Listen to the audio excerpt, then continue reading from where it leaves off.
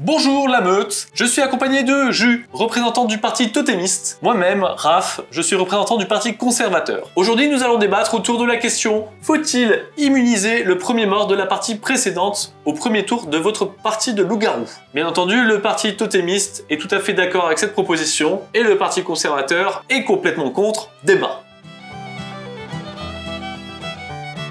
Je suis dans le parti totémiste, je suis pour immuniser les joueurs. Les pauvres, ils sont morts au premier tour, c'est hyper frustrant et du coup, je leur donne une immunité sur la partie suivante. Ils ne pourront pas mourir le premier jour ni la première nuit de la partie. Fondamentalement, je trouve pas ça hyper intéressant et on s'est dit que ça pouvait être intéressant d'en débattre devant vous. Mon premier argument, ça reste la frustration. La plupart des gens qui n'aiment pas le loup-garou tierce-lieu, c'est au final des gens qui n'aiment pas l'aspect frustrant du jeu, les éliminations. Et moi, pour compenser ça, j'ai trouvé ça totalement légitime de donner une immunité aux joueurs qui meurent tout de suite. C'est vrai que la plupart du temps, il est reproché au loup-garou que l'on peut mourir très tôt dans la partie et donc sur une partie d'une heure, mettons, on aura joué littéralement que 10 secondes et c'est très frustrant. Je comprends très bien. Ceci dit, nous on joue avec un mode un peu plus élaboré. Nous avons une notion de nuit zéro. Durant la nuit zéro, les loups-garous ne dévorent personne. Donc déjà, on est garanti que les gens, en plus avec le système de vote par accusation, pourront jouer, parler, se défendre. Et donc il n'y a personne qui n'a pas sa chance d'influencer la partie et de faire gagner son camp. Dès le premier tour, on peut avoir une influence, on peut peser, on peut faire gagner sa partie. Et je pense que c'est plutôt une bonne chose d'encourager les joueurs à peser à ce moment-là, même s'ils meurent tour 1. Je suis bien d'accord, c'est comme ça que je réfléchis. Moi-même, ça me dérange pas de mourir au premier tour, sachant que j'ai influencé la partie jusqu'au bout. Mais la plupart des joueurs aiment passer le tour 1. C'est un fait. Et du coup, pour faire plaisir à la plupart des joueurs qui me remercient quand je mets cette règle, je leur donne une immunité. C'est vrai qu'il y a aussi une notion de contexte dans cette notion d'immunité. Il y a le fait qu'on joue plusieurs parties la même soirée avec la même équipe. Ça n'a aucun sens lorsqu'on fait une seule partie, déjà, parce qu'on ne va pas immuniser quelqu'un de la partie d'il y a 3 semaines, ça n'a aucun sens. Ça a aussi assez peu de sens lorsqu'on joue avec plusieurs MJ. Moi, je ne vais pas immuniser au premier tour le premier mort de la partie précédente de Jus. Ça n'a pas de sens. D'ailleurs, la dernière fois au Player One, il y a genre 3-4 joueurs qui se sont ramenés en disant « Je suis mort la première nuit à la partie précédente, est-ce que je peux être immunisé ?» Je leur ai répondu que non, parce qu'en plus, je me retrouvais à 4 immunisés, ce qui aurait été bizarre. Ça s'entend parfaitement. Après, dans un événement où il y a plusieurs MJ, où les joueurs peuvent rejoindre une partie alors qu'ils viennent de mourir, de toute façon, vu qu'il y a plein d'MJ et plein de parties, ils vont pouvoir faire plus de parties que d'habitude. C'est vrai, c'est vrai. Donc, l'immunité tour 1 est moins légitime dans ce cas-là. Ça a moins de sens. C'est vrai qu'il y a un cas dans lequel c'est un peu pénible de venir jouer au loup-garou. Ça m'est déjà arrivé de voir des gens mourir 3 fois d'affilée tour 1 à une soirée loup-garou qui a été payante, parce que forcément, parfois, les lieux font que la soirée va être payante. C'est vrai que mourir tour 1, partie 1, partie 2, partie 3, on se dit mais qu'est-ce que je fous là? J'aurais dû rester chez moi. C'est ça. Et pour éviter ça, merci pour cet argument, je donne l'immunité. Oui, je sais, mais je fais baisser ta vigilance parce que justement là j'attaque maintenant avec le lourd. Parmi les choses qui me dérangent le plus, c'est quand même le fait que ce totem d'immunité est partial dans une partie de loup-garou. Moi, ça me dérange énormément. Si jamais on veut tuer un loup-garou, mais que ce loup-garou a le totem d'immunité, faut attendre le tour suivant. Est-ce grave? Si les loups-garous ont trouvé la voyante au premier tour et qu'ils veulent la tuer, ils peuvent pas la tuer au premier tour. Et ça, par contre, je trouve ça super grave, surtout dans les modes où on peut bluffer les rôles, comme le mode obscur ou le mode flou. Je te laisse un petit exemple. Dis-moi. Mode flou, la voyante immunisée tour 1, protégée par la sorcière tour 2, protégée par le salvateur tour 3, et encore, on peut inverser le truc et durer un 4e tour. Ce serait beaucoup plus intelligent et beaucoup plus malin de la part des loups-garous d'attaquer la sorcière pour qu'elle utilise sa potion sur elle-même, elle connaîtra aucun innocent et elle ne pourra plus protéger la voyante par la suite. De toute façon, dans tous les cas, vaut mieux tuer la sorcière avant une voyante. Oui, bien sûr, bien sûr, bien sûr. Encore, faut-il que tu mettes une sorcière dans ta compo, t'es pas obligé de mettre une sorcière dans ta compo. Moi, je suis embêté par le fait que le totem est partial et peut empêcher un plan de jeu qui est complètement légitime. Je trouve ça légitime que si je trouve un loup-garou au premier tour, j'ai le droit de le tuer. Si je réussis à convaincre le village, de le tuer. Pourquoi est-ce qu'il y a un putain de totem? Désolé.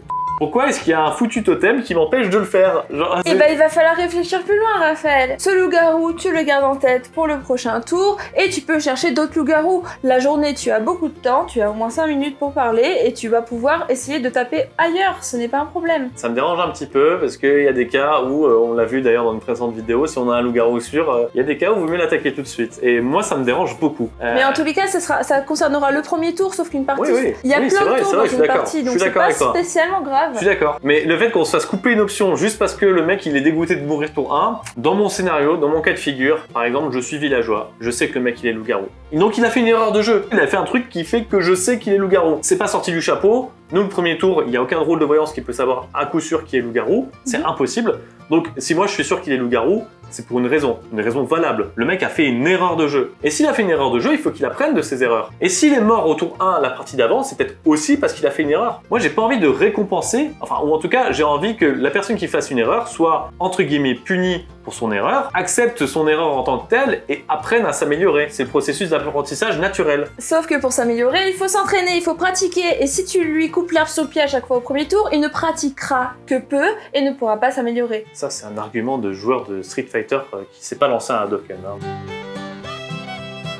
En fait, il y a aussi d'un point de vue paradigme, un truc qui me dérange un peu dans cette histoire de totem, c'est qu'on crée du lien entre deux parties. Alors que c'est un truc qu'on a tendance à éviter de faire au maximum lorsqu'on MJ des parties. Par exemple, on décourage les joueurs de parler de leur partie précédente, de dire « Oui, mais prenez-moi comme mère parce que vous voyez, la partie précédente, je vous ai amené jusqu'au bout, etc. » Parce qu'en réalité, c'est pas des arguments. On évite d'encourager ou de décourager des comportements lors d'une partie parce qu'il y a la partie suivante qui existe. Exemple tout bête, quelqu'un fait une erreur de jeu, on va pas le punir, on va pas lui dire « Bon, bah t'as fait cette erreur de jeu, la prochaine partie tu seras simple villageois. » Ça nous viendrait même pas à l'esprit de le faire. Alors pourquoi mettre un totem d'immunité sur la partie suivante? Genre, est-ce qu'elle va exister cette partie? On n'a pas la garantie qu'elle existe cette partie. Ça se trouve, je sais pas, il va y avoir un tremblement de terre, un coronavirus, je sais pas, un truc comme ça, tu vois. De toute façon, même toi en tant que MJ, tu fais du lien entre les parties. Si tu vois que le village a gagné trop facilement, tu vas rééquilibrer ta partie. Et les joueurs aussi font du lien au final. Ils ont vu comment monter un joueur, ils vont se baser sur ça pour les prochaines parties et c'est normal. On apprend au final à chaque partie. Là, il y a un tout petit lien qui se passe au premier tour. Est-ce grave? Moi, je ne pense que non. Ouais, je serais dégoûté d'être le terroriste qui meurt à côté de quelqu'un qui a un totem, mais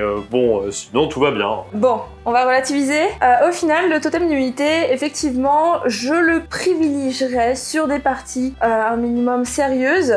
Sur des parties fun où il y a des terroristes, où on veut faire une partie carnage, ça n'a aucun intérêt. Et sur des parties où les joueurs payent. Ils sont à une soirée pour faire 3 parties. On peut pas se permettre qu'il y ait un joueur qui meurt à chaque fois au tour 1. Ça dégoûte. C'est vrai que les parties où tu l'as mis en place, c'est des parties où il y a 18 à 20 joueurs. Donc au bout d'un moment, quelqu'un qui meurt tour 1, il perd une heure, voire 1 heure et demie. Donc forcément qu'il a envie de jouer direct au tour suivant. Dans une partie où il y a 10 joueurs, ça a moins de sens parce qu'au bout d'une demi-heure, c'est bâclé. En 3 heures, on en a fait 6. Ça va perturber aussi les habitudes des joueurs. Là, ils vont devoir chercher potentiellement un autre loup-garou alors qu'ils en ont trouvé un. Ils vont devoir accuser un autre joueur qui leur paraît dangereux au lieu de s'acharner toujours sur le même. Après, c'est peut être une bonne idée comme ça ne peut pas en être une. Moi, j'ai expliqué les choses qu'il faut que ça peut ne pas être une bonne idée. Je vous ai expliqué les choses qu'il faut que ça peut en être une. N'imposez pas à votre MJ de mettre un totem d'immunité. C'est son choix. Il a envie de vous amener quelque part, il a envie de vous faire jouer d'une certaine façon. Vous pouvez en discuter avec lui en dehors des parties qu'il propose parce qu'après tout, ben, lui aussi, il doit s'améliorer. Le totem n'est pas quelque chose d'obligatoire. La plupart des gens que j'ai vu jouer dans des parties de loup-garou bah, s'en sortent très bien sans totem d'immunité, hein, ça se passe bien. En fait, ce sera cool de s'adapter. C'est-à-dire que quand on voit qu'il y a un acharnement sur un joueur, on pourra au bout d'un moment mettre un totem